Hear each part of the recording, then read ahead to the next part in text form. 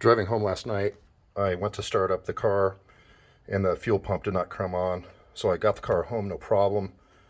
But when I got on my sloped driveway, it faded, it stalled out. First thing I did was went in here to the fuse box. These two fuses here and here are supposed to be 20 amp and they're in good condition. Here's the two fuel pump relays here and here. I checked the fuses, they're good. The next step was back at the fuel pump under the oil cooler.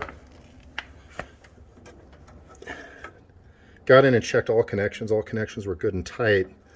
And the culprit is this little plug right here.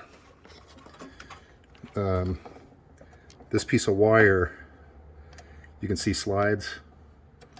And when it's out like this, the pin doesn't connect in. So what I'm going to do is I'm just going to cut this off and replace with a new connector. And that was the entire problem, luckily.